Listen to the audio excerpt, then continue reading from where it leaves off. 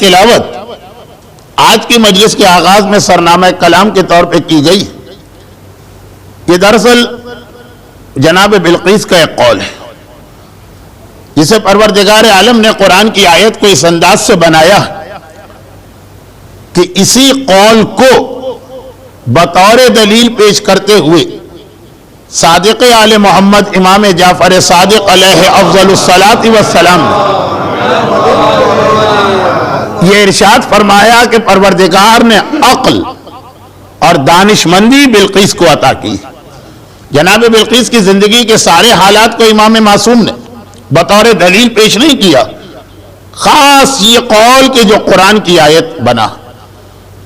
اور یہ وہ قول ہے کہ جس میں جناب بلقیس ایک ایسا اصول بیان کر رہی جو ہماری اور آپ کی آنکھوں کے سامنے بھی آ رہا ہے اور تاریخ بھی اس بات کی گواہی دیتی.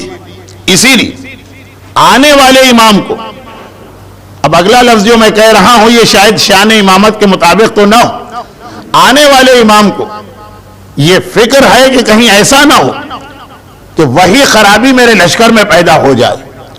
جناب بلقیس کے قول کا ترجمہ جو اب تو آیہ قرآنی بن چکا ہے، اس لیے آیہ قرآنی کا ترجمہ. قالت، بلقیس نے کہا سنو، ان الملوک اذا دخلوا قریۃ، یہ بادشاہوں کا اور حکمرانوں کا طریقہ کار ہے کہ جب وہ کسی قریے میں داخل ہوتے ہیں، افسدوها، اس کے اندر ایک فساد اور تباہی برپا کرتے ہیں، اسے فاسد کرتے ہیں. وَجَعَلُوا أَعِزَّةَ أَهْلِهَا أَذِلَّةً، اور جو صاحبان عزت ہوتے ہیں ان کو ذلیل کر دیا جاتا ہے. كَذَلِكَ يَفْعَلُونَ، اور یہی طریقہ حکمرانوں اور بادشاہوں کا رہتا ہے. یہ یفعلون عربی زبان کے اعتبار سے پاسٹ ٹینس نہیں ہے بلکہ فیوچر ٹینس ہے. فیوچر ٹینس ہے مضارع کا صیغہ. كَذَلِكَ يَفْعَلُونَ، یہی طریقہ کار پہلے بھی رہا اور یہی طریقہ کار رہتا ہے. جناب بلقیس کی یہ بات. اچھا، اب اتنا تو وقت نہیں ہے کہ میں ساری تفصیل بیان کروں، لیکن ایک ہلکا سا اشارہ. یہ کب کہا گیا؟ یہ اس وقت کہا گیا ہے کہ جب نبی خدا سلیمان کا خط جناب بلقیس کے نام پہنچا.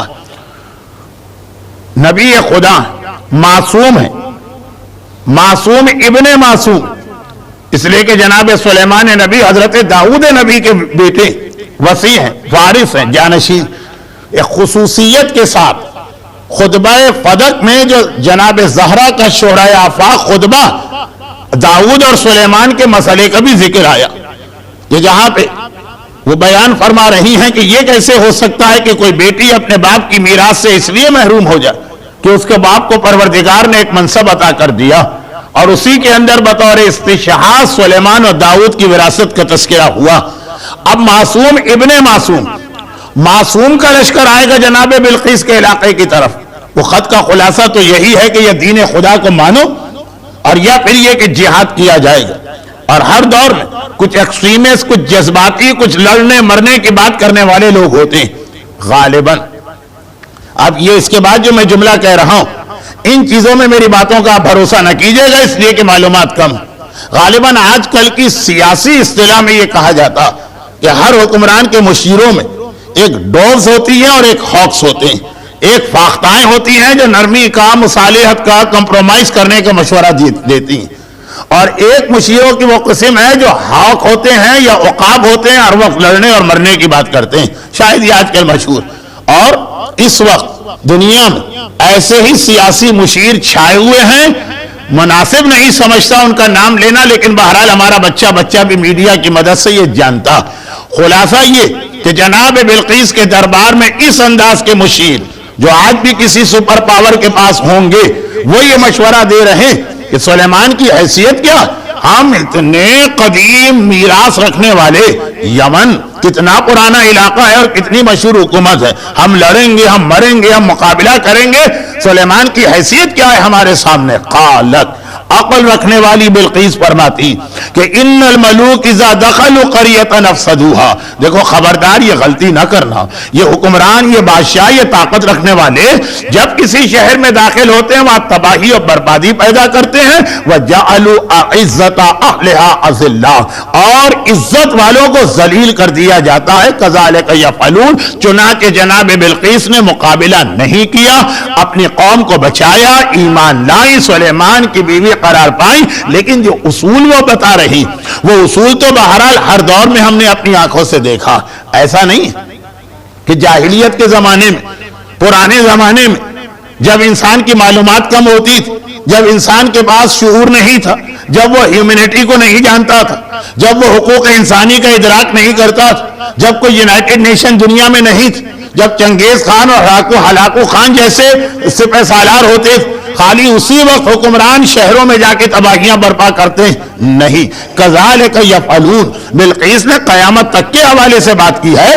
تو آج ہم دیکھ رہے ہیں کہ چاہے جتنی بھی انسانیت کے پاس تعلیم آ گئی ہو، عقل آ گئی ہو، شعور آ گیا ہو، اقوام متحدہ بنا لی گئی ہو، حقوق انسانی کا احساس پیدا ہو گیا ہو، ہیومینٹی کا حیضہ ہو گیا ہو، لیکن آج بھی جب کبھی حکمرانوں کے لشکر کسی علاقے میں جاتے ہیں تباہیاں اور بربادیاں لے کے جاتے ہیں، صاحبان عزت کو ذلیل کیا جاتا ہے، جہاں ضرورت نہیں ہے وہاں بھی طاقت کا مظاہرہ کیا جاتا ہے۔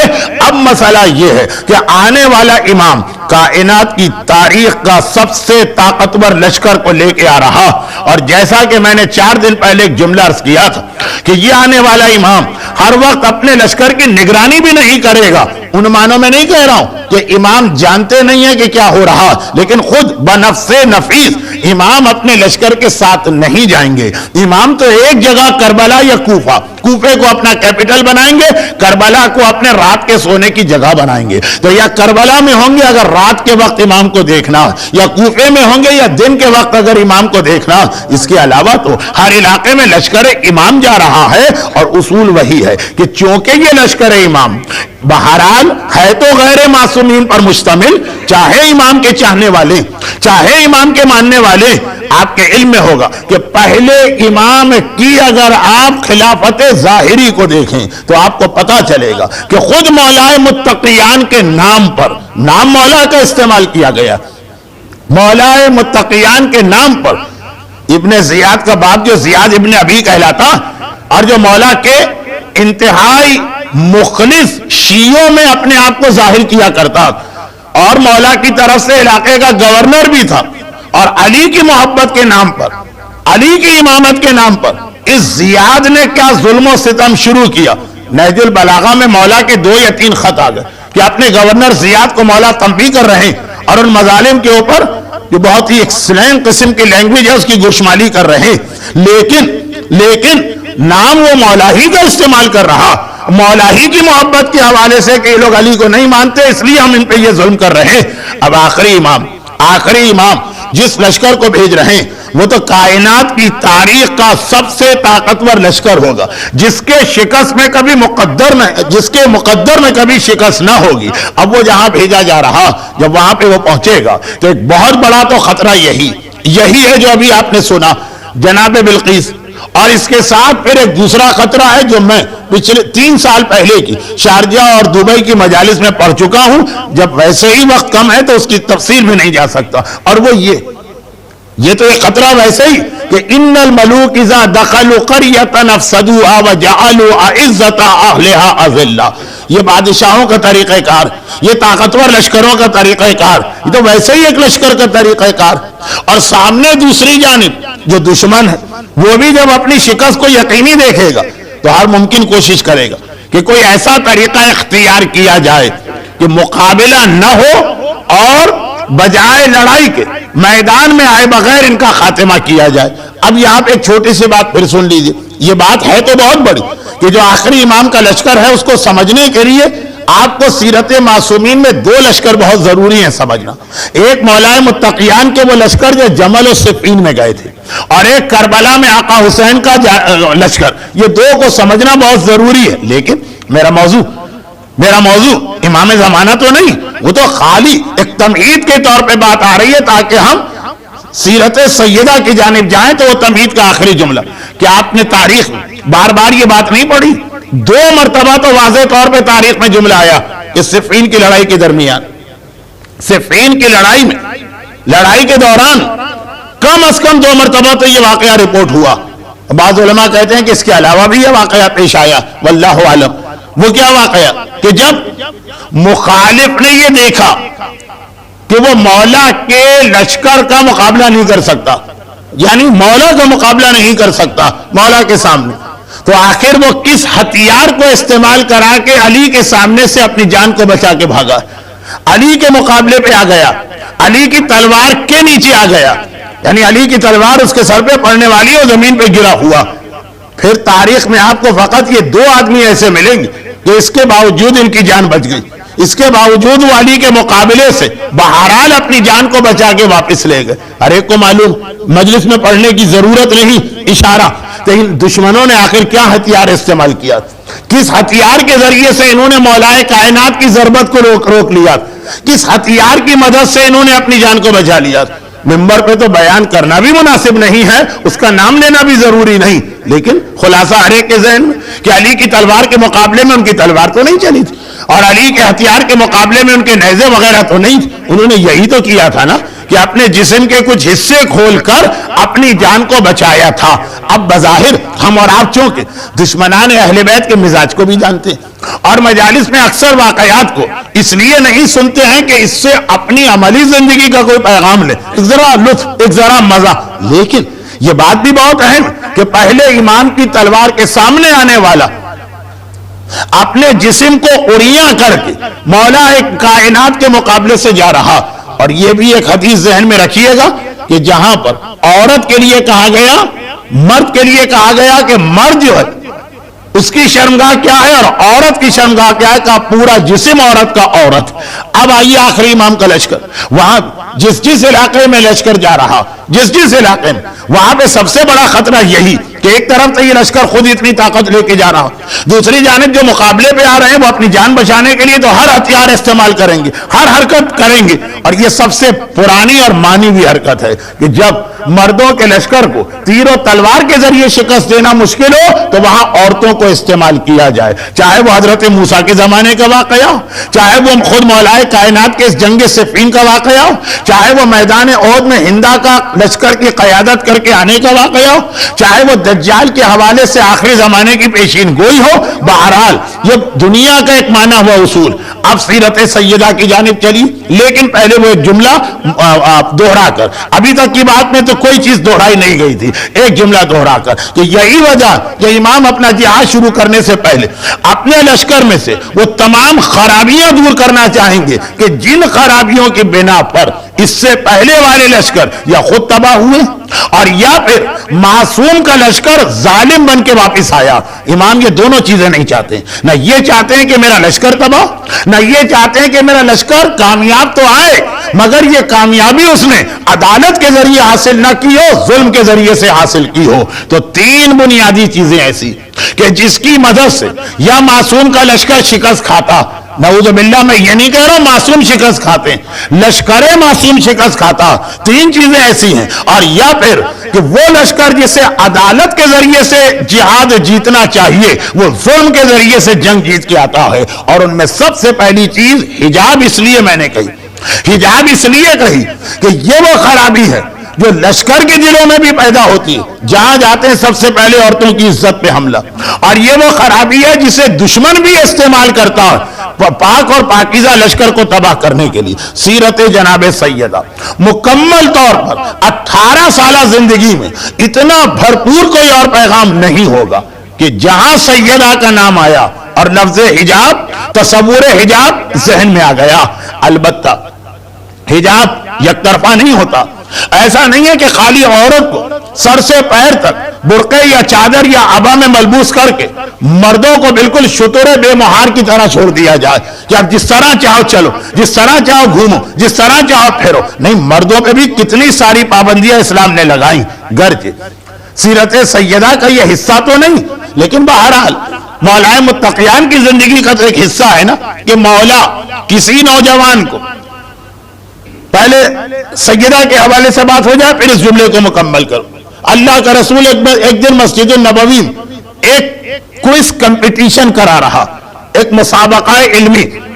پیغمبر اس سے متعلقہ یا اس سے ملتے جلتے کئی واقعات آپ نے سنے ہوں گے کہ پیغمبر مسجد میں کبھی کوئی ایسا سوال کرتے ہیں جس کا جواب مجمع سے چاہیے. مجمع حیران بھی ہوتا, گھبرا بھی جاتا, پریشان ہو کر بھی یہ کہتا یا رسول اللہ ہماری حیثیت و بساط کیا ہے کہ آپ کے سوال کا جواب دیں. پھر پتہ چلتا ہے کہ آخر میں بات کچھ اور نکلی.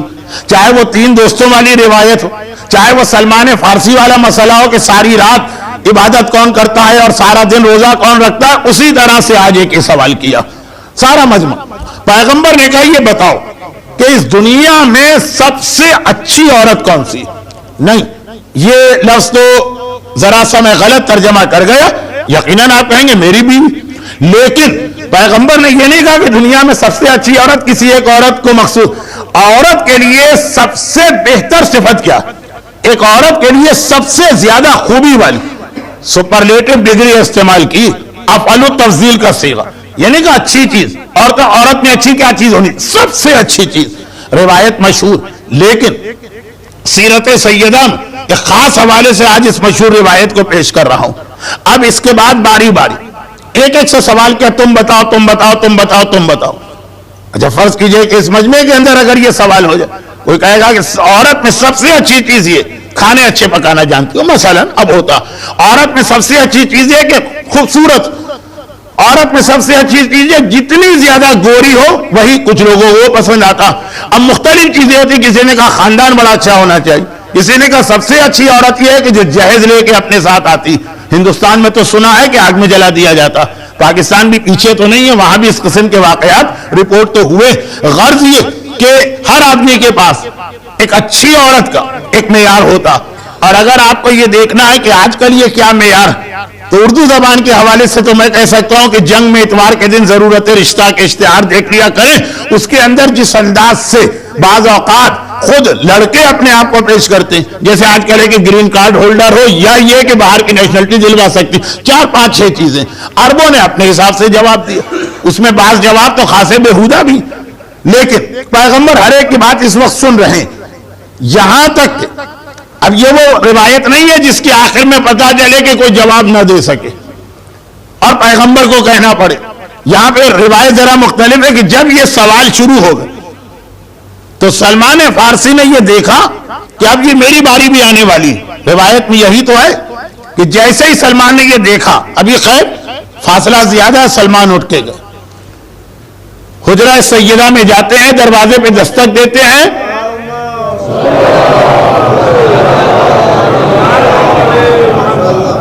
میں سمجھا نہیں کہ یہ کس لیے. اچھا خیر, عبادت کے لیے, ثواب کے لیے.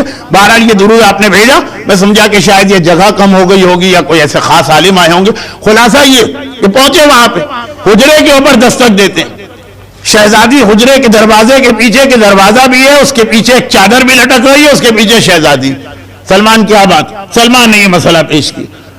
اچھا اب یہ ہے کہ بہت ساری چیزیں جو لوگوں نے وہاں کا نقشہ نہیں سمجھا وہ اعتراض بھی کر سکتے ہیں. حجرہ سیدہ اور مسجد نبوی میں فاصلہ کتنا؟ حجرہ سیدہ اور مسجد نبوی میں اتنا فاصلہ ہے کہ جیسے یہ حجرہ یہ دروازہ, اور اگر کوئی دروازے کے قریب بیٹھا تو پیچھے سے یہیں بیٹھے بیٹھے وہ کوئی چیز دریافت کر سکتا. بعض لوگوں کو شوق ہوتا ہے اعتراضات کرنے کا, جب اور کوئی اعتراض نہیں ملتا تو یہ اعتراض کرتے کہ جی سلمان گئے آئے اتنی دیر کے اندر تو وہ سارا سوال جواب مکمل ہو جانا چاہیے. کیا پیغمبر آدھے گھنٹے بیٹھے سلمان کا انتظار کرتے رہے؟ آدھا گھنٹہ نہیں, آدھا منٹ بھی اس کے اندر نہیں لگتا. کچھ لوگ ہوتے ہیں نا جن کے لیے اردو زبان میں ایک لفظ تو استعمال ہوتا ہے, پتہ نہیں یہ ممبر کی شان کے مطابق ہے کہ نہیں, تاڑو, یعنی ہر چیز کے اندر جو ہے نا ان کو کوئی نہ کوئی اعتراض کرنا. پیغمبر کی ایک حدیث کہ اللہ قیامت کے دن ہر آدمی کا حساب کتاب, اللہ قیامت کے دن ہر آدمی کا حساب کتاب ایک انداز سے نہیں کرے گا. پتہ چلا ایک اصول ہے کہ سب کا حساب کتاب اس سے ہو رہا ہے, نہیں, اللہ ہر آدمی کا حساب کتاب اس کے اپنے انداز اور معیار سے کرے گا. ایک زمانے میں کراچی کی دیواروں پہ ایک شعر لکھا جاتا جس کا مفہوم کچھ اس طرح سے تھا کہ ہم آدمی تو تمہارے ہیں، تم جیسا ہم سے کرو گے ویسا ہم تم سے کریں گے، وفا کرو گے وفا کریں گے، جفا کرو گے جفا کریں گے۔ تو قیامت کے دن پروردگار کا اصول، یہ پیغمبر کی حدیث، کہ اللہ قیامت کے دن اس طرح حساب کتاب لے کہ اگر کوئی آدمی اس دنیا میں ایسا جو دوسروں کی خرابیوں، غلطیوں اور عیبوں کو تاڑتا رہتا ہے اور ہر وقت اس کی نگاہ اسی میں جمی رہتی، اس نے کیا کیا، اس نے کیا کیا، یہ کیوں کیا، اس کی نگاہ صرف دوسروں کے عیب کے اوپر جمتی، پروردگار قیامت کے دن جب اس کا نامہ اعمال کھولا جائے گا تو اس کے اتنے چھوٹے چھوٹے عیب اور گناہ، ان کے بارے میں بھی اس سے سوال کیا جائے گا۔ کچھ آدمی ہے نا جن کی آنکھیں جیسے مائکروسکوپ ہوتی، جراثیم اور وائرس بھی جس طرح سے پکڑ میں آ جاتا، ایسی آپ کی غلطیاں پکڑیں گے۔ اور اگر کوئی آدمی دنیا میں ایسا جو دوسروں کے عیب پہ نگاہ ہی نہیں ڈالتا، اللہ یہ کہ جہاں پہ شرن ضروری ہو جائے، تبلیغ یا امر بالمعروف کی خاطر اس کو چھوڑ کر، اس کو اس سے غرض ہی نہیں ہے، وہ ہر ایک کی اچھائیاں دیکھتا ہے، برائیوں کو چھوڑ دیتا، اس کا میدان قیامت کا نامہ اعمال اللہ بھی اسی طرح سے دیکھے گا۔ برائیوں کے صفحے کو بہت سرسری پلٹا جائے گا، اچھائیوں کے صفحے پہ رک کے ایک ایک نیکی کا تذکرہ کر کے اس کا اجر و ثواب اس کو دلوایا جائے گا۔ تو میدان قیامت میں آپ کے ساتھ ویسا ہی سلوک ہوگا کہ جیسا اس دنیا میں آپ دوسروں کے ساتھ سلوک کرتے چلے آ رہے۔ اور ایک اور حدیث، یہ تو قیامت کے لیے، یہ تو قیامت کے لیے، دنیا کے لیے بھی گناہوں کے ساتھ مسئلہ یہی ہے کہ گناہ خالی قیامت کا عذاب ہی نہیں لاتے کہ آپ کا ابھی تو پتہ نہیں قیامت میں کتنے ملین سال باقی ہیں، قیامت آئے گی کہ بھی نہیں آئے گی، لیکن ہر گناہ اپنے ساتھ دنیا میں بھی کوئی نہ کوئی اس کے اثرات لے کے آتا۔ پر اللہ کا رسول فرماتا ہے کہ اگر کوئی آدمی ایسا جو دوسروں کے عیب دیکھتا ہے اور اسے اچھالتا، اگر وہ ساتھ پردوں میں چھپ کے بھی کبھی کوئی گناہ کرے گا، خدا اس کے گناہ کو ساری دنیا کے سامنے کسی نہ کسی طریقے سے اچھالے گا اور پیش کرے گا۔ اور ایک ایسا آدمی ہے جو دوسروں کے گناہوں پہ پردہ ڈالا کرتا ہے، اس دنیا میں اگر کبھی اس سے کوئی بڑی غلطی بھی ہو گئی، پروردگار اس کے اس عیب کو چھپائے گا بھی، جس کی ایک چھوٹی سی مثال مسئلہ غیبت، ایک چھوٹی سی مثال، مسئلہ غیبت تو فقہی مسئلہ ہے نا، یہ تو واجبات و حرام کی بات ہے نا، کہ اگر کوئی آدمی اپنے عیب کو چھپا رہا اور لیکن آپ کو پتا ہے کہ یہ فلاں گناہ کرتا ہے، شراب پیتا ہے لیکن گھر میں چھپ کر، گانے سنتا ہے لیکن لوگوں سے ہٹ کر، نماز قضا کرتا ہے لیکن کسی کو پتہ نہیں چلنے دیتا، آپ کے علم میں اس کا عیب بھی آ جائے، اس کو بیان کرنا غیبت ہے اور حرام۔ اور اگر کوئی آدمی کوئی گناہ کرتا، آج کل ایسے بہت سے لوگ ہیں نا جو سینہ تان کے کہتے ہیں جی ہم منافق نہیں، اگر گناہ کرتے ہیں تو لوگوں کے سامنے کرتے ہیں، لوگوں کو دکھا کے کرتے ہیں، وہ منافق ہوتے ہیں۔ یہ گناہ بھی کرتا ہے اور پبلک کے سامنے بہت ہی بگلا بھگت بن کے سامنے آتا۔ یہ جو جملہ کہ ہم منافق نہیں، اگر کریں گے گناہ تو سب کے سامنے، یہ مزاج اسلام کے خلاف گناہ، چنانچہ یہ جملہ مزاج اسلام کے خلاف ہے۔ چنانچہ غیبت کے اندر لکھا کہ اگر کوئی آدمی بہت ہی چھوٹا گناہ لیکن لوگوں کے سامنے کرتا، اس گناہ کو چھپانے کی زحمت برداشت نہیں کرتا، آپ کو اجازت ہے کہ آپ دوسروں کے سامنے اس کا یہ عیب بتا سکتے ہیں، چاہے ظاہری اعتبار سے یہ غیبت ہی کیوں نہ کہلائی جا رہی ہو۔ غیبت حلال ہے، غیبت جائز ہے، غیبت کی اجازت ہے چھوٹے گناہ میں، اور غیبت حرام ہے، غیبت گناہ بدترین فعل حرام کے اندر بھی۔ فرق صرف کیا ہوگا، جو کھل کے گناہ کیا جائے چاہے چھوٹا ہی کیوں نہ ہو، اور جو چھپا کے گناہ کیا جائے چاہے بدترین گناہ ہی کیوں نہ ہو۔ تو یہ 3-4 روایتیں جو یہ بتا رہی ہیں کہ اسلام یہ چاہتا کہ دوسروں کے عیب پہ اول تو نگاہ ہی نہ ڈالیں، اور اگر نگاہ پڑ بھی جائے تو جتنا زیادہ ہو سکے اس کو چھپایا جائے۔ یہ ساری بات کیوں نکل آئی تھی؟ ان مومنین کرام کے اعتراض کے بنا پر کہ مولانا آدھے گھنٹے تک پیغمبر کیا کرتے رہے، آدھا گھنٹہ نہیں آدھا منٹ بھی نہ لگا ہوگا، اور ادھر باری باری ہر ایک سے مسئلہ پوچھتے ہوئے ہر ایک کا جواب سنتے جا رہے ہیں اور کہتے جا رہے ہیں نہیں یہ تمہارا جواب صحیح نہیں ہے۔ یہاں تک کہ سلمان کی بات آئی، سلمان اب تم بتاؤ کہ عورت کے لیے کون سی خوبی سب سے بہترین خوبی ایک عورت کے لیے کیا؟ یا رسول اللہ، نہ وہ کسی نامحرم پہ نگاہ ڈالے اور نہ کوئی نامحرم کبھی اس کو دیکھنے پائے۔ پیغمبر نے کہا سلمان تم نے جواب تو صحیح دیا لیکن یہ جواب تمہارا نہیں لگتا ہے۔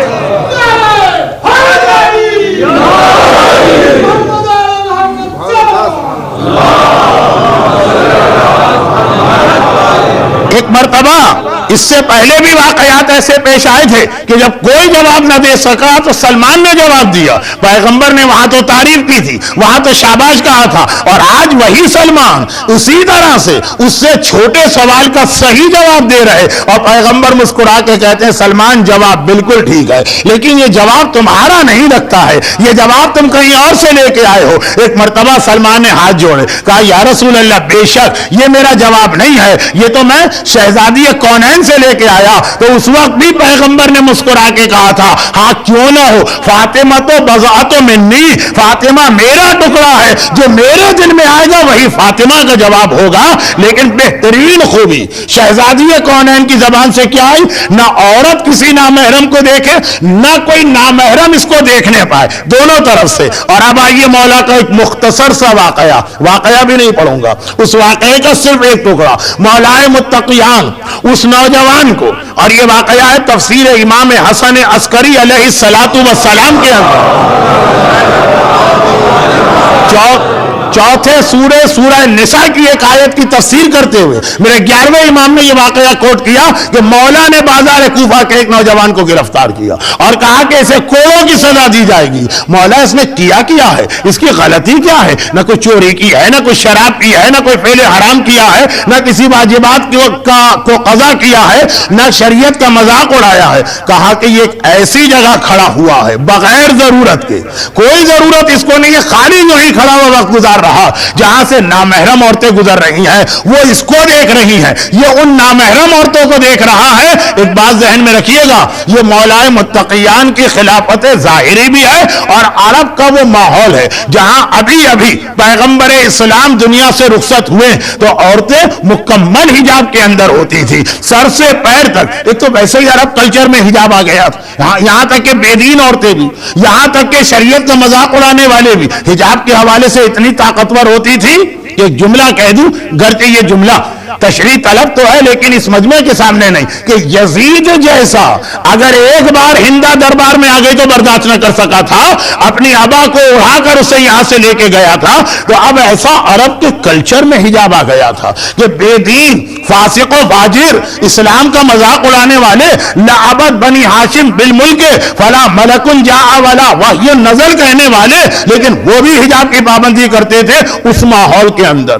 بازار کوفہ سے گزرنے والی کوئی عورت ایسی نہیں کہ ایک بار بھی اس کا نظر آ رہا, بلکہ شاید چہرہ بھی نظر نہ آ رہا اس وقت کے حالات میں. لیکن مولائے متقیان اس کے باوجود یہ کہہ کے اس نوجوان کو سزا دے رہے ہیں کہ ایسی جگہ کیوں کھڑا کہ جہاں یہ نامحرم عورتوں کو دیکھ رہا, نامحرم عورتیں اس کو دیکھ رہی. کون نامحرم عورتیں؟ جو مکمل طور پہ سر سے پیر تک ڈھکی ہوئی ہیں. لیکن مولا نے اسے برداشت نہ کیا. شہزادی کونین نے عورت کی بہترین خصوصیت یہ بیان کی کہ نہ وہ نامحرم کو دیکھے نہ نامحرم اس کو دیکھے. اب سوال یہ پیدا ہوتا کہ کیا کوئی ایسی خرابی اور گناہ کوئی نہ کرے اور خالی ایسی جگہ کھڑا ہو جائے, اس نوجوان کی طرف سے کوئی ایسا عمل نہیں آئے, کوئی خرابی نہیں کر رہا, نہ کوئی آواز کس رہا ہے, نہ کوئی گھور کے دیکھ رہا ہے, نہ کوئی ایسی چیز, کیا خالی اس طرح سے کسی جگہ کھڑا ہو جانا کوئی فعل حرام, کیا کوئی گناہ؟ آخر کیوں مولا اس کو سزا دے رہے ہیں؟ یہاں پہ ایک اصول سمجھیے تاکہ جو بات میں آج کہنے والا ہوں مختصری کہوں گا لیکن وہ بات سمجھ میں آ جائے. اور وہ یہ کہ ہمارے یہاں آج بھی یہ خرابی جو 1400 سال پہلے بھی تھی, اور وہ خرابی کیا ہے؟ مسئلہ شرعی سنے یا قرآن کی آیت پڑھیں یا حدیث رسول, ہمیشہ آدھی, ہمیشہ نامکمل. حق اور باطل کو ہمارے یہاں ملا دیا جاتا. اگرچہ ہمارے یہاں ایک محاورہ بہت مشہور, لیکن بار بار اس محاورے کا حوالہ دینے والے بھی یہی غلطی کرتے ہیں. کیا محاورہ مشہور؟ کہ بھائی قرآن میں ایک آیت ہے وَلَا تَقْرَبُوا الصَّلَاةَ وَأَنْتُمْ سُكَارَىٰ. دیکھو نماز کے قریب نہ جانا جب نشے کے عالم میں. ایک حصے کو آپ چھپا دیں اور دوسرا حصہ پیش کریں کہ قرآن کہہ رہا وَلَا تَقْرَبُوا الصَّلَاةَ. ہمارے یہاں محاورہ مشہور کہ کتنی بڑی حماقت اور نادانی اور ناسمجھی. لیکن جو اس بات کو مذاق اڑاتے ہیں وقت عمل وہ بھی یہی غلطی کر لیتے ہیں. یہ ہمارے یہاں کی ایک بہت بڑی خرابی. میں کیا کہہ رہا ہوں ابھی واضح ہوتا. اسلام میں حلال چیزیں بھی جائز چیزیں بھی حرام ہو جاتی اگر پتا چلے کہ کچھ عرصے کے بعد اس کا نتیجہ حرام نکل سکتا. ایسا نہیں ہے کہ جو چیز حلال ہے تو حلال ہے تو پھر مطلقہ بغیر کسی نتیجے کو سوچے ہوئے آپ اس پہ عمل کر سکتے ہیں. ابھی بھی آپ نہیں سمجھے ہوں گے, میں خود بھی جانتا ہوں, میں سمجھانا بھی نہیں چاہ رہا ہوں, میں تو ایک ایک مرحلے کے بعد سمجھانا چاہ رہا ہوں. بہت ساری ایسی حلال چیزیں کہ اگر اس کا نتیجہ کچھ عرصے کے بعد حرام میں نکلے گا تو ابھی تک حرام نہیں نکلا, لیکن ابھی سے اسلام نے اس کے اوپر پابندی لگا دی. ایک مرد کا بازار میں ایسی جگہ کھڑا ہو جانا جہاں سے نامحرم عورتیں گزر رہی ہیں, چاہے ابھی کوئی خرابی اس کے اندر نہیں, لیکن آہستہ آہستہ یہی وہ چیز ہے جو معاشرے کو فاسد کرتی. اور وہ ایسے کہ جب عورتوں نے دیکھا کہ کوئی ہمیں دیکھ رہا تو ان میں یہ جذبہ پیدا ہوا کہ اپنے آپ کو بنا سنوار کے پیش کرو. اور پہلے تھوڑے سے بال, ایک چھوٹی سی لٹ ظاہر ہوتی, وہ تھوڑے سے بال تو بڑھتے بڑھتے وہ جو سر سے چادر اترتی, اور ادھر مرد جو ابھی بالکل اس طرح سے ایک عورت کو دیکھ رہا جیسے بجلی کے کھمبے کو دیکھا کرتا, الیکٹرک پول کو دیکھا کرتا. لیکن آہستہ آہستہ یہی چیز آج نہیں, ہو سکتا ہے کہ 2 سال بعد, 4 سال بعد معاشرے کو فاسد کیا کرتی ہے. میں ابھی اپنی بات کو اور واضح کروں. مثلا یہ فتویٰ آپ مراجع سے لیں گے, ان کا جواب آئے گا حلال, لیکن میں کہتا ہوں کہ حرام. میں کون؟ مرجع, مجتہد, عالم؟ جی نہیں. میرے لیے کسی مسئلہ شرعی میں اپنی ذاتی رائے ظاہر کرنا بھی گناہ, تو پھر میں کیسے اپنی ذاتی رائے ظاہر کر رہا ہوں؟ نہیں, میں ذاتی مرجع کا آدھا فتویٰ آپ تک پہنچتا ہے, اس لیے میں کہہ رہا ہوں پورا فتویٰ سنیے. وہ کیا؟ وہ یہ معاشرہ تباہ ہو رہا, معاشرہ بگڑ رہا, اور زمانے کا امام جب آئے گا تو وہ اس معاملے میں اتنا سینسیٹیو ہوگا, اتنا محتاط ہوگا کہ اپنے لشکر کو جہاد پر تیار کرنے سے پہلے ان سے بیعت لے گا, جس بیعت کا خلاصہ 3 باتیں, جن میں پہلی بات یہ کہ کوئی ایسے گناہ کی جانب قدم نہیں بڑھانا جو انسان کی جنسی لذتوں کو یا وہ لسٹ کے جذبے کو بڑھانے والا. چنانچہ زنا نہیں کرو گے, چنانچہ کسی کی آبرو پہ نگاہ نہیں ڈالو گے, چنانچہ مرد عورتیں عورتوں کی شادیوں کی طرف نہیں جائیں گی. یہ صرف 3 چیزیں نہیں, بلکہ یہ وہ جو طہارت کا ماحول امام بنانا چاہتے ہیں, اتنے محتاط ہیں. آج کا زمانہ دیکھیے, آج کا زمانہ بے حجابی اور بے پردگی اپنی جگہ ایک مسئلہ. یہ نہیں ہے اسلام کہ اگر ایک عورت نے حجاب پڑھ لیا بس اب اسے بھی کھلی چھوٹ مل گئی, اور اب بچوں کو اور نوجوانوں کو بھی کھلی چھوٹ مل گئی. عورت کی مرد سے بات چیت, کیا تمام مراجع ایک جملہ آگے نہیں لکھتے کہ ویسے تو حلال ہے, لیکن اگر اس سے کوئی اخلاقی فساد پیدا ہو رہا ہے آگے چل کر تو حرام ہو جاتا, چاہے وہ بات چیت قرآن اور حدیث پہ مسائل فقہ پہ ہو رہا. ایک لفظ آتا, دیکھیے, فساد یعنی کرپشن. کرپشن خالی روپے پیسے کا نہیں ہوتا, خالی رشوت لینے دینے کا نام کرپشن نہیں, چاہے خالی عوام کے مال کو لوٹنے کا نام کرپشن نہیں. ایک اخلاقی کرپشن بھی ہوتا جس کے اندر نگاہیں الگ بدلتی, دل میں الگ برے خیال آتے, اور آہستہ آہستہ حلال طریقے سے انسان حرام کی جانب جایا کرتا. میں جو بات کہنے والا ہوں وہ اس کے بعد کی 2 اور چیزیں سنی. یہ مراجع کے فتوے آیت اللہ محسن الحکیم سے لے کے آیت اللہ سیستانی تک سب کا ایک ہی فتویٰ پہلے مسئلے میں, اور دوسرا مسئلہ تو آیت اللہ محسن حکیم کے زمانے میں تھا ہی نہیں. مرحوم آغا خوئی کے زمانے میں اگر ہوگا بھی تو اتنا وہ پھیلا نہیں تھا, لیکن آج کے مراجع کا اس میں بھی یہی فتویٰ. پہلا مسئلہ, لڑکیوں کو ایسے اداروں میں, ایسے اسکولوں میں تعلیم دلوانا جہاں کوئی ایجوکیشن ہوتی.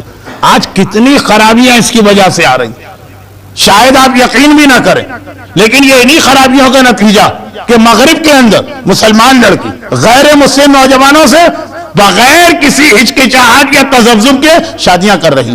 اسی کا نتیجہ کہ ہندوستان کے اندر آج مسلمان بچیاں ہندوؤں سے شادیاں کر رہی, اور اسی کا نتیجہ کہ پاکستان میں اور کئی اسلامی ممالک کے اندر اپنی مومن بچیاں غیر مومن گھرانوں میں خوشی کے ساتھ جا رہی ہیں. حتیٰ یہ کہ والدین بھی اگر کہہ دیں کہ کم از کم ایسا رشتہ تو دیکھو نا کہ اگر تم شیعہ ہو تو وہ شیعہ ہو تو بغاوت ہو رہی ہے. ہر جگہ یہ مسئلہ چل رہا. یورپ اور امریکہ کے واقعات اخبار میں چھپتے ہیں تو لوگ بڑے چٹپٹے انداز سے دیکھتے ہیں, دیکھیں یورپ میں کیا ہو گیا. ہندوستان کے واقعات جب سننے کو آتے ہیں تو پاکستان کے لوگ بڑے چٹپٹے انداز میں دیکھتے ہیں وہاں کتنا معاشرہ بگڑا جا رہا ہے. لیکن ہر جگہ ایک ہی انداز سے یہ بات ہو رہی. وہاں اگر گورے سے شادی ہو رہی, وہاں اگر ہندو سے شادی ہو رہی, تو یہاں ایسے واقعات بھی رپورٹ ہوئے ہیں کہ دشمن اہل بیت سے شادی ہوئی, اور اگر وہاں تک نہ بھی پہنچے تب بھی ایک مسئلہ. آپ کو معلوم کہ اتنا اہم مسئلہ ہے کہ ممبر پہ میں کھل کے بھی نہیں کہہ سکتا, بڑا سینسیٹیو ایشو, لیکن اس کے زیادہ تر اثرات یہ کہاں سے, یہ سلسلہ چلا کہاں سے؟ سلسلہ چلا تو اسی سے ہے نا جو میں دوسرا فتویٰ پیش کر رہا ہوں. پہلا فتویٰ تو بات چیت کا گزر گیا, دوسرا فتویٰ کہ اسکول اور کالج کی تعلیم جی ہماری لڑکی تو پورا حجاب کر کے جا رہی، اور حجاب اگر لڑکی کر لے تو کوئی حرج نہیں ہے، کوئی ایجوکیشن. یہ جو فتویٰ پڑھا یہ آدھا پڑھا. آگے فتویٰ یہ تھا بشرط یہ کہ اس کے اندر کسی اخلاقی فساد کا امکان و خدشہ نہ پایا جائے. آدھا فتویٰ آپ نے پڑھا ہے کہ جائز ہے، وہ باقی والا آدھا فتویٰ رہ گیا. اب اسی دوسرے ہی فتوے میں ایک چیز اور سن لیجیے، اور اس کی تیسری چیز بھی واضح کرو، پھر تیسرے فتوے پہ جاؤں. اور یہ وہ سب سیرت سیدہ ذہن میں رکھیے کہ بہترین عورت کسے کہا گیا. اب آئیے یہ دوسرا فتویٰ جو ہے، دوسرا مسئلہ، اس کی 3 شقیں. اس کی دوسری شق آتی ہے اسلام نے عورت کو کام کرنے سے نہیں روکا. دیکھیے عورت کو جانور نہیں سمجھا گیا، عورت کو قیدی نہیں سمجھا گیا، عورت کو کسی مرد کا ماتحت نہیں قرار دیا گیا. وہ ہر ایک کی اپنی اپنی ایک شخصیت ہے، ہر ایک کے اپنے اپنے حقوق. چنانچہ ہمارے یہاں بعض جگہ پہ تو اب تک ہی تصور کہ جی عورت کے پاس جتنا اس کا مال و دولت ہے سب کا اختیار اس کے شوہر کو. یہ اسلام ہے، کوئی ہندو مذہب کی بات میں نہیں کر رہا ہوں، اسلام میں اس کی کوئی گنجائش نہیں. یہ تو ہے اسلام کہ مرد جو کما کے لائے اس میں سب سے پہلے حق اس عورت کا بنتا ہے جس کا نانا نفقہ واجب. لیکن اگر عورت فرض کیجئے کہ نوکری کرتی ہے، اس کی اپنی آمدنی، فرض کیجئے نوکری نہیں کرتی ہے، اس کو اپنے باپ سے کوئی میراث ملی، یہ اس کا اپنا مال، اس کی اپنی مرضی ہے، جس طرح چاہے خرچ کرے، جس کو چاہے دے، جس کو چاہے نہ دے. شرعاً تو اسے اپنے شوہر کو بتانا بھی ضروری نہیں ہے کہ اس وقت میرے پاس کتنا مال. لیکن یہ بات بہت لمبی ہو رہی ہے، یہ آج کا موضوع نہیں. موضوع یہ تھا کہ اس میں ایک بات آ گئی کہ آج ہماری عورتیں ملازمت کرتی اور مراجع سے آپ فتویٰ لیجئے، وہ فتویٰ دیں گے، لیکن آدھا فتویٰ ہم تک آتا. فتویٰ یہی ہوگا کہ عورت اگر اپنے حجاب کے ساتھ ہے تو کام کر سکتی، بشرط یہ کہ اس کے اندر کوئی اخلاقی فساد پیدا نہ ہو رہا ہو.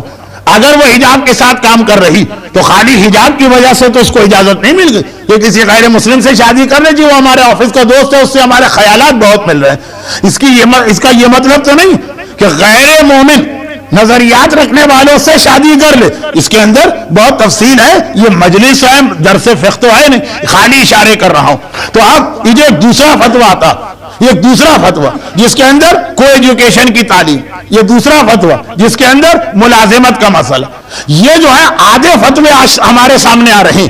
اور اسی میں تیسری مثال سنیے، وہ عورتوں سے متعلق نہیں، وہ ایک عام مثال ہے، لیکن وہی بات سمجھانا تھی، نامکمل فتویٰ. تمام مراجع، جیسا میں نے کہا کہ آج کل مسئلہ بہت بڑھ گیا. جب یہ سوال پوچھا جاتا ہے کہ کیا مسلمان ملک میں رہنے والے کسی بھی مومن کو یہ اجازت ہے کہ وہ آسٹریلیا یا کینیڈا یا امریکہ یا یورپ کی نیشنلٹی لے، وہاں جا کے اپنے خاندان کو رکھے. A code of practice for Muslims living in the West، آغا سیستانی کی وہ شورى آفاق کتاب، اسی جس کا اردو ترجمہ بھی ہے جدید فقہی مسئلے.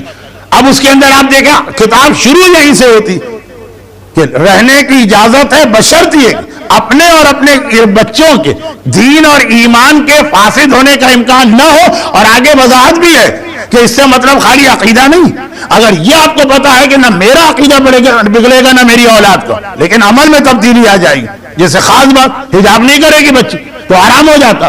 تو پہلا مسئلہ جائز ہے، لیکن شرط یہ جو آگے لفظ آتا ہے شرط یہ کو ایجوکیشن میں بھی لوگ بھول جاتے ہیں، شرط یہ ملازمت میں بھی لوگ بھول جاتے ہیں، شرط یہ ٹکڑا لوگ کسی غیر مسلم ملک کا امیگریشن لینے میں بھی بھول جاتے ہیں. لیکن آئیے اس کے بعد تیسری بات، 3 باتیں مجھے آج بیان کرنا تھی اپنے اصل موضوع پر آنے کے لیے. گھر کی اصل موضوع آپ کے سامنے کہ کس طرح شہزادی نے آنکھوں کو، دماغ کو، دل کو طاہر، پاک و پاکیزہ بنانا چاہا اپنی سیرت پیش کر کے اور اپنے اقوال پیش کر کے. تیسری چیز، جیسا کہ میں نے کہا یہ تیسری چیز پرانے مراجع کے زمانے میں نہیں تھی، ہوگی بھی تو کہیں اکا دکا لوگوں کے پاس، انٹرنیٹ پہ چیٹنگ.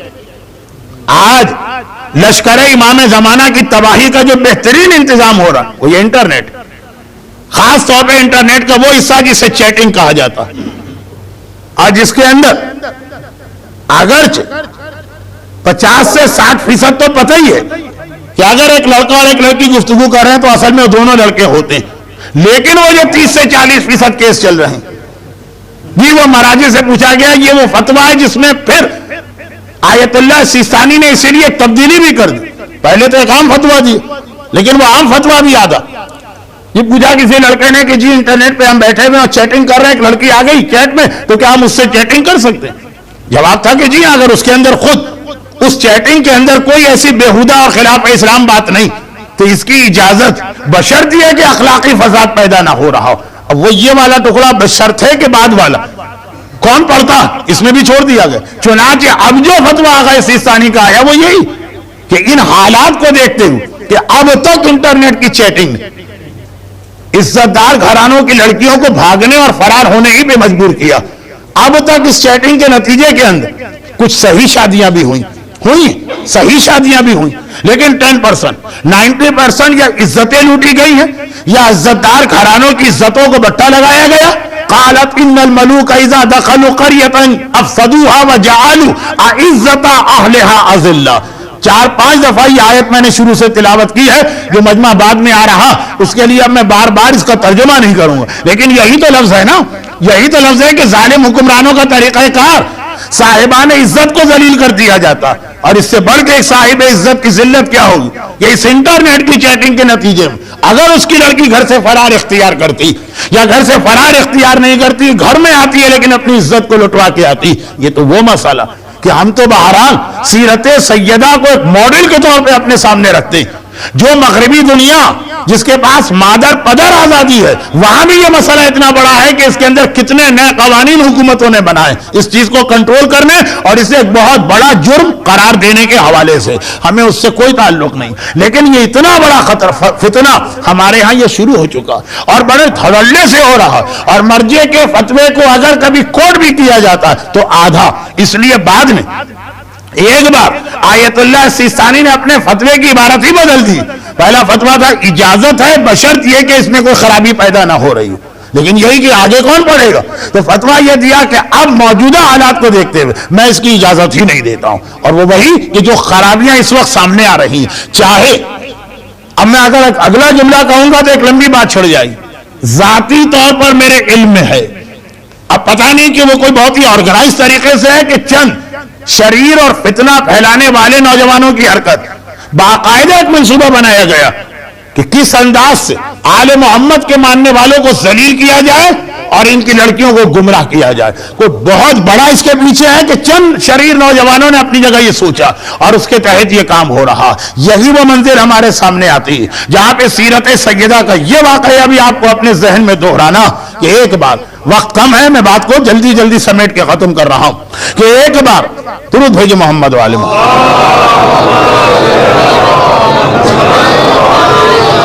جب شدید ترین مخالفت تھی خدیجہ طاہرہ کی، اعلان رسالت کے بعد عرب کے لوگوں نے پہلی پیشکش تو یہی کی تھی کہ اے خدیجہ طاہرہ، آپ کی عزت ہم کرتے ہیں، آپ کا احترام ہمارے دلوں میں، آپ ہماری آقا و سردار ہیں، آپ ہماری محسنہ، آپ اس گھر کو چھوڑ کے الگ ہو جائیں۔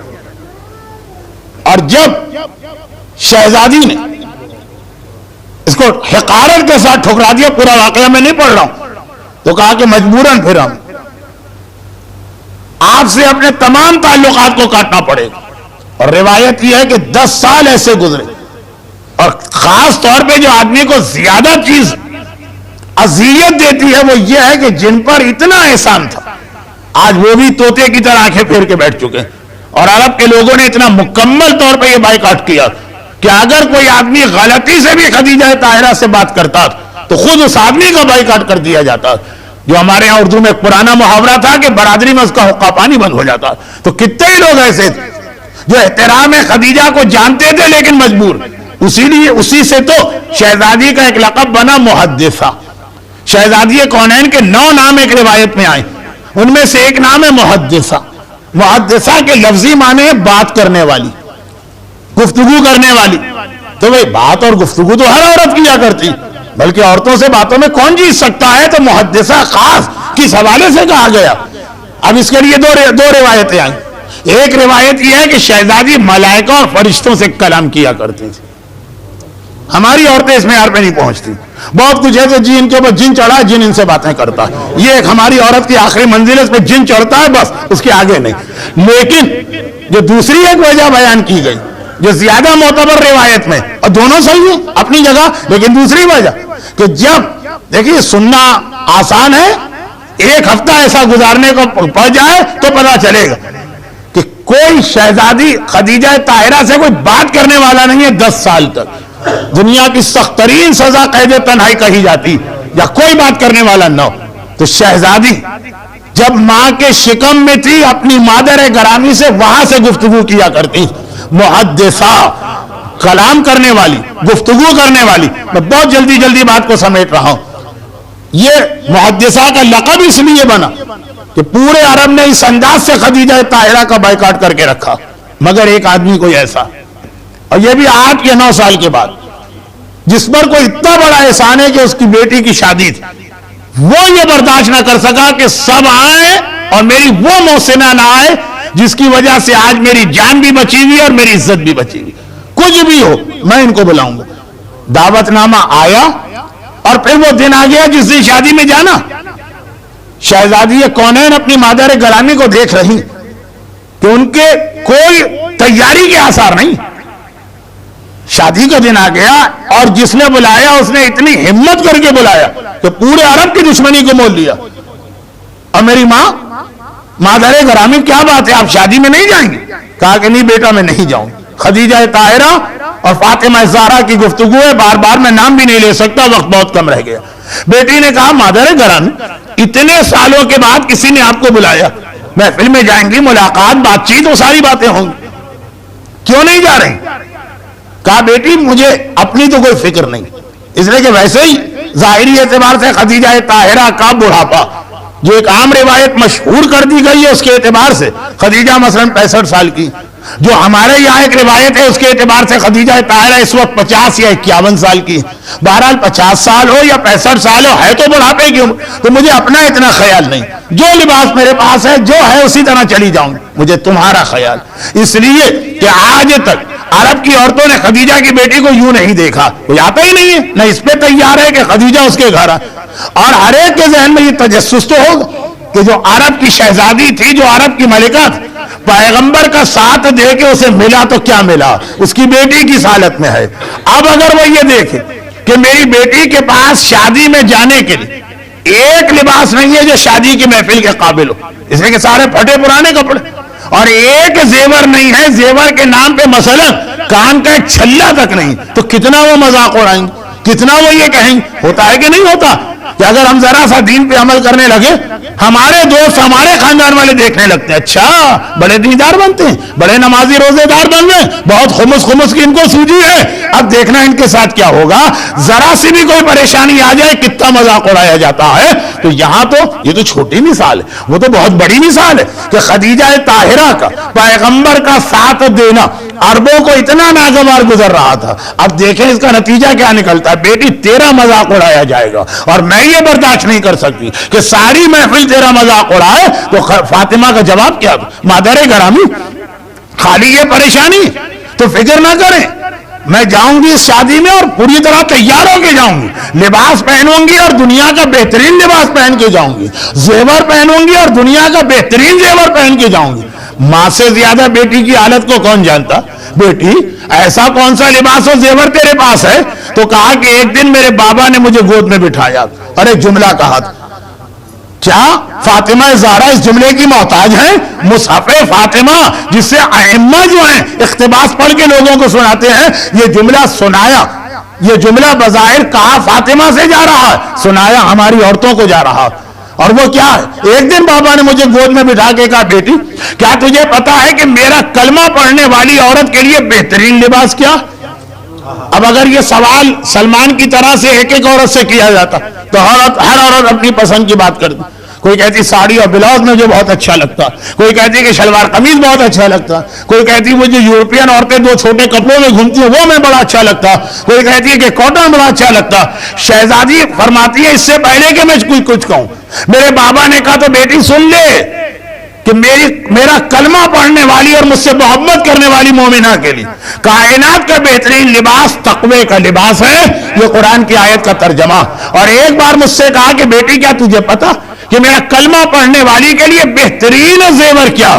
بہترین زیور. وقت کم ہے تو میں اس کو اپنے الفاظ لاتا ہی نہیں. اور پھر میرے جواب کا انتظار کیے بغیر کہا یہ سوال کی وجہ سے کچھ تھوڑی پوچھا جا رہا تھا، جواب کا انتظار کیے بغیر کہا کہ میرا کلمہ پڑھنے والی عورت کے لیے بہترین زیور شرم و حیا کا زیور ہے۔ تو اگر تقوی کا لباس جسم پر ہے اور دنیاوی اعتبار سے بڑا حقیر لباس ہے، اس عورت کو گھبرانا نہیں ہے، اسے شرمندہ نہیں ہونا، یہ سب سے اچھا لباس پہن کے جا رہی۔ اور اگر تقوی کا لباس نہیں ہے تو چاہے سونے کے تاروں سے بنا ہوا لباس پہن کے جائے، اس سے زیادہ حقیر بارگاہ الہی میں کوئی نہیں ہے۔ اور اگر کسی عورت کے جسم پر واقعاً چاندی کی ایک بالی تک نہیں ہے لیکن شرم و حیا کا زیور اس نے پہنا ہوا ہے، تو اس سے بہتر کوئی عورت نہیں ہے۔ اور اگر اس کے جسم پر سر سے پیر تک سونا اور چاندی ہی ہے اور شرم و حیا اس کے پاس نہیں ہے، تو اس سے زیادہ بدتر عورت کوئی نگاہ پروردگار میں نہیں ہے۔ شرم و حیا کا زیور، سیرت سیدہ کا جملہ ہمارے سامنے آیا۔ مادر گرامی، تو آئیے میں یہ بہترین لباس اور میں یہ بہترین زیور پہن کے شادی کی اس تقریب میں چلوں۔ یہ جو شرم و حیا کا زیور کہا گیا، یہ شرم و حیا کا زیور جب آ جائے گا تو کیا انٹرنیٹ پہ اس طرح چیٹنگ ہو سکے گی؟ کیا آفس کے ساتھیوں کے ساتھ اس طرح بات ہو سکے گی؟ کیا اسکول اور کالج کے جو کلاس فیلو ہیں ان کے ساتھ اس انداز سے ڈیلنگ ہو سکے گی کہ ماں باپ کو ٹھکرا کے عورت جو ہے وہ بھاگی چلی جا رہی ہے؟ سیرت سیدہ ایک طہارت چاہتی ہے، سیرت سیدہ ایک پاکیزگی چاہتی ہے، سیرت سیدہ لشکر امام کی تیاری کا یہ حصہ بنتی ہے۔ اور یہ عرض کر دیا جائے کہ سیرت سیدہ کا یہ وہ حصہ ہے کہ جس کو اگر ذہن میں رکھیے گا تو پھر وہ جملہ اور زیادہ سمجھ میں آئے گا۔ کون سا جملہ؟ وہ مصائب کا آخری جملہ، سیرت سیدہ کا یہ پہلو کہ جتنا اسلام نے واجب کیا ہے حجاب، سیرت سیدہ اس سے زیادہ والا حجاب ہم کو بتا رہی۔ تبھی تو سیدہ یہ ظاہری طور پہ کہہ رہا محاورتاً یہ سوچ بھی نہیں سکتی تھی ظاہری اعتبار سے، ورنہ تو معصومین میں سے ہر ایک کو پتا ہے کہ ہم پہ کیا ہونے والا، کیا گزرنے والی، کیا ظلم ہونے والا۔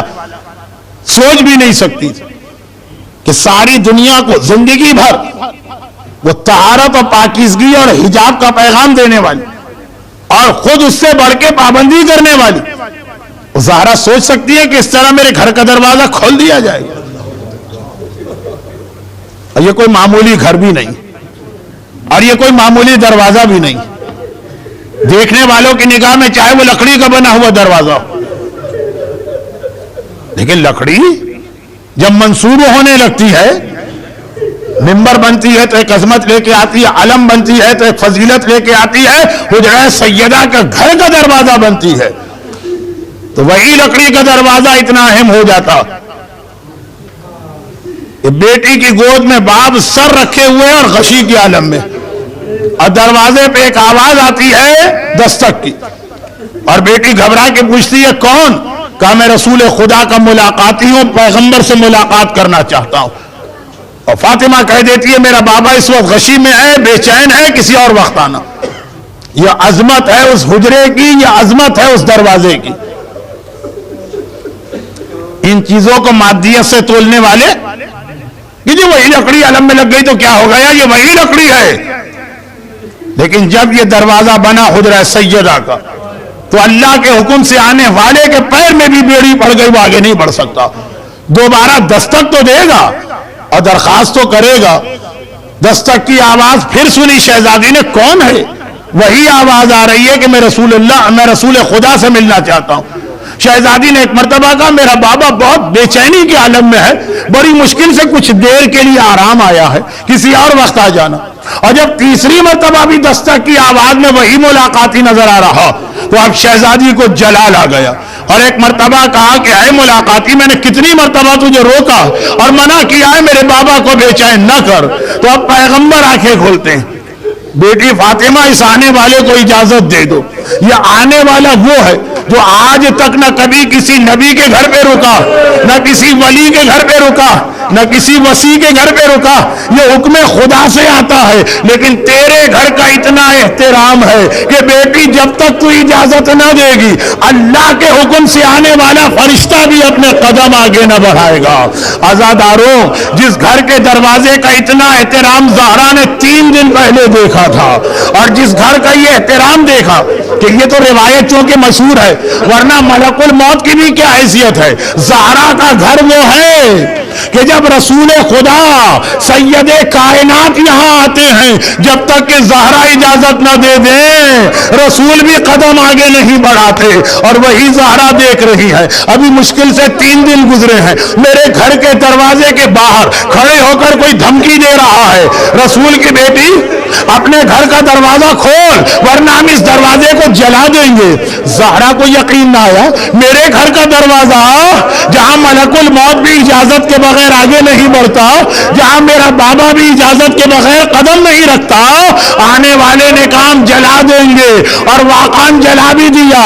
زہرا کو یقین بھی نہ تھا، وہ دروازے کے پیچھے ہی تو کھڑی تھی، آنے والے نے دروازہ جلایا، اور جب دروازہ کھولا، جلے ہوئے دروازے کو کھولا تو اپنا حجاب بچانے کے لیے زہرا دروازے کے پیچھے چلی گئی۔ عزاداروں، آنے والا دروازے کو دباتا چلا گیا، ایک وہ وقت آیا کہ دیوار اور دروازے کے درمیان دب کر میری شہزادی غچ کھا کے گر پڑی، اور اس طرح سے گری کہ محسن ماں کے پیٹ میں شہید ہو رہا ہے۔ یہی نہیں، آنے والے کے ہاتھ میں کوڑا ہے، ایک مرتبہ ہاتھ گھمایا، ارے وہ منظر تو ذرا کوئی دیکھے، حسنین کی مادر گرامی اور پہلو پہ کوڑا پڑ رہا ہے۔ عزاداروں، جب ایک بار زہرا نے آنکھیں کھولی تو ایک عجیب منظر دیکھا، میری آنکھوں کے سامنے میرے 4 مہینے کے محسن کا لاشا پڑا ہے، اور زینب چادر اتار کے بال کھول کے کہہ رہی ہے، ہائے میرا بابا، ہائے میرا بابا۔ زہرا نے گھبرا کے کہا، زینب آخر اس طرح کیوں فریاد کر رہی ہے؟ کہا، مادر گرامی، آپ کے کوڑا مارا گیا، بابا کے گلے میں رسی باندھی گئی، بابا کو گرفتار کر کے لے چلے۔ وہ وقت آیا، زہرا کو کہنا پڑا، ارے ابو الحسن کو چھوڑو ورنہ میں بد دعا کرتی ہوں۔ عزاداروں، اپنی دعا سے میرے مولا کو رہا تو کروا دیا، لیکن وہ پہلو کا زخم بڑھتا گیا، یہاں تک کہ وہ وقت آیا کہ میرا مولا غسل خانے میں میت کو غسل دے رہا ہے، اور زینب نے سنا بابا چیخ چیخ کے رو رہا ہے، چیخ چیخ کے رو رہا ہے۔ غسل کے بعد باہر آئے، بیٹی نے پوچھا، بابا اماں کو غسل دیتے ہوئے رونے کیوں لگے؟ کہا، بیٹی جب پانی ڈالتے ڈالتے پہلو پہ پہنچا تو کوڑے کا نشان پہلو زہرا پر 75 دن کے بعد بھی تازہ نظر آ رہا تھا۔ ماتم حسین